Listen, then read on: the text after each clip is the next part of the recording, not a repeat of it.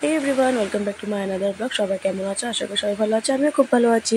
তো দেখতে পাচ্ছ রিশার পাপা বেরিয়ে পড়েছে বাইক নিয়ে, আর এদিকে আমাদের চারিদিকে কাপড় কাপড় কাপড়, কারণ এত কাপড় ধুয়েছি, তারপর এত বৃষ্টি এসে পড়েছে যে কি বলবো, আর কিছু করার নেই।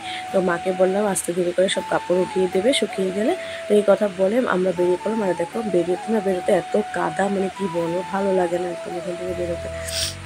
তাও কিছু করার নেই, আমরা যাচ্ছি মার্গেরিটা, যেতে তো হবে, কারণ বাপের বাড়ি মানে মা ডেকেছে, যেতেই হবে। তো মা আমি রিশা যাচ্ছি। তো 11টা বেজে গেছে, যেতে যেতে এত বৃষ্টি পড়ছিল, তা রিশাকে নিয়ে তো বৃষ্টির মধ্যে যাওয়া যাবে না, তাই যখন বৃষ্টি একটু থামলো তখন আমরা চলে গেলাম, মানে বাইকে উঠে চলে গেছি। আর এদিকে দেখো বাইরে এসে দেখি চারিদিকে মানে এত সুন্দর সুন্দর ফুলের মালা দেখে আমার একদম ছোটোবেলার কথা মনে পড়ে গেছিলো, যে আমাদের বাড়িতে বড় বিশ্বকর্মা পূজা হতো, মানে তখন মালা আনতো রকম রকমের, সেটাই। তারপরে সেখান থেকে বাইকে করে উঠে ডাইরেক্ট আমরা এসে টিংরাইতে নেমেছি, কারণ টিংরাইতে নামার সাথে সাথে রিক্সাও ঘুমিয়ে পড়েছে, আর এদিকে বৃষ্টিও পড়ছিল, তার জন্য আমরা সেখানে নেমে গেছি, মানে একটু ওয়েট করেছি। তারপরে সেখান থেকে আবারও বেরোলাম, তো ডিগবইতে আবার সেম বৃষ্টি, এত বৃষ্টি দিচ্ছে, মানে কি বলবো, কিছু বলার নেই। মানে রিক্সা ভিজে যাবে, তার জন্য মানে আমরা থেমে থেমে আসছিলাম। তারপরে পাউরিতে নামলাম, পাউরিতে নেমে মামা শ্বশুরের দোকানে নেমে সেখান থেকে রিক্সা একটা গাড়ি কিনলো। দেখো কিনলো তো বললাম, ও নিয়েছে মানে মামার থেকে। তারপরে আমরা সেখান থেকে এসে রিশার পাপা আমাকে বলে এত বৃষ্টি পড়ছে, রিশা ভিজে যাবে, তুমি টমটম করে চলে যাও, আমি বাইকে করে আসছি, রিশার কিছু কিছু জিনিস নিয়ে আসছি। তো সেখান থেকে আমরা চলে আসলাম বাড়িতে, এসে ভাতটাত খেয়ে দেখো রিশাকে ঘুম পাড়িতে বসা পড়লাম। আর এদিকে যখন রিশা ঘুমিয়ে পড়েছে, রিশার পাপা চলে গেছে বাড়িতে, কারণ ও থাকতে পারবে না, ওর কিছু কাজ ছিল। তারপর সন্ধ্যা যখন হয়েছে, রিশাও উঠেছে, ওকে খাওয়িয়ে টাওয়িয়ে আমরা চলে গেলাম বাজারে।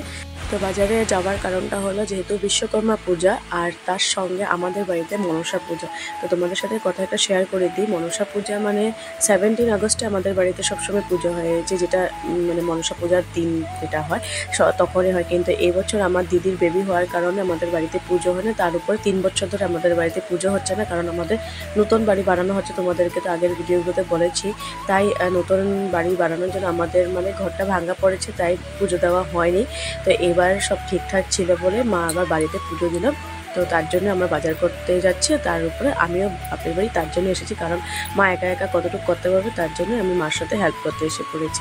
তো সেখান থেকে দেখো এসে বাজার পার করে আমরা ডাইরেক্ট চলে গেছি এটিএমে। তো এটিএম থেকে মাকে এবার না ফাইনালি শিখাবো বলেছি, যে মা তুমি শিখো, কারণ কি তুমি না শিখলে সবসময় তো সবাই তোমাকে হেল্প করে দেবে না, কারণ সবাই সব ব্যস্ত থাকে, তাই তুমি যদি শিখে থাকো তো তোমার যখন প্রয়োজন হবে তুমি তখন গিয়ে নিয়ে আসতে পারবে। তো আমি মাকে দেখো এক এক প্রসেস করে মাকে শিখিয়ে দিচ্ছি, তাও মা ভয় পাচ্ছে, তোমরা দেখতেই পাচ্ছ মা আঙ্গুল ধরছে যে কীভাবে ভয় পাচ্ছে।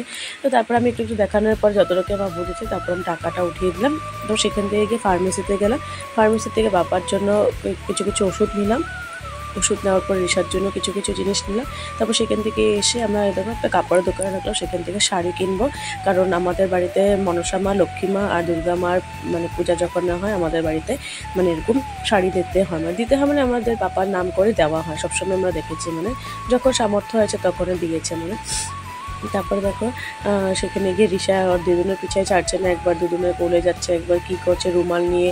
তো ওকে নিয়ে এখন আসলে মানে বাজারে বুঝে গেছি যে এরকমও একটু দিকদারি করতে থাকবে, কিন্তু এমনি কোনো দিকদারি করেনি যে এটা লাগে ওটা লাগে, কিন্তু মানে একবার এদিকে যায় একবার এদিকে যায়। তারপর সেখান থেকে বেরিয়ে দেখো আমরা দশকর্মা দোকানে গেলাম, কারণ দশকর্মা দোকান থেকে তো অনেক কিছু কিনতে হবে, তাই দশকর্মা দোকানে গিয়ে দেখো মালা সব দিকে ঝুলানো আছে, কত সুন্দর সুন্দর মালা। তো এরপর দেখো সুটিকে দেখতে পাচ্ছ, ওই পায়ে দেখো ইয়েলো কালারের কুর্তি পরা, সেটা আমার বান্ধবী। তো আমার ছোটোবেলার বান্ধবী, ওর সাথে দেখা হয়ে গেল। আর আরেকজনের সাথে দেখা হয়েছে সুশান্ত, দুই বন্ধু বান্ধবীর সাথে দেখা হয়ে গেল বিয়ের পর, মানে অনেক দিন পর। তো ওদের সাথে কথা বলে তারপরে সেখান থেকে বেরিয়ে পড়লাম, আর এখানে এসে ফলের দোকানে ঢুকলাম। ফলের দোকান থেকে ফল কিনতে না কিনতে রিশাকে দেখো একটা অ্যাপেলও দিয়ে দিল সেখানে একজন মানে আঙ্কেলে। তা আমি ভালোভাবে ধুয়ে টুয়ে ওকে দিয়ে দিয়েছি, তারপর ও খেয়ে নিয়েছে। তারপর আমরা টমটম নিয়ে নিয়েছিলাম, টমটমে বসে দেখো মা এদিকে সবজি বাজারে গেছে, সবজি বাজার করবে, আর এদিকে আমি টমটমে বসে, কারণ এত জিনিস নেওয়া হয়েছে হেঁটে যেতে পারবো না, অনেকটা দূর আমাদের বাড়ি, তার জন্য। তারপরে এসে বাড়িতে আমি চা বানালাম, চা বিস্কুট, আর এদিকে চানা খেলাম আমরা সবাই মিলে। এদিকে রিশা আর মা হাই দিচ্ছে তোমাদেরকে, দেখো চানা কেক আর চা খাচ্ছি আমরা। আর এরপর দেখো সবজি কী কী আনা হয়েছে দেখে নাও, পটল, ঝিঙ্গা, কোয়াশ, মরিচ, ডাংবটি, কচু, বাঁধাকপি, পেঁপে আর কলা, সব এগুলো তো পুজোর জন্য আনা হয়েছে। তো আজকে ভিডিও এখানে শেষ করছি, ভালো লাগলে লাইক কমেন্ট শেয়ার সাবস্ক্রাইবটা অবশ্যই করে দেবে। তো আজকের জন্য টাটা।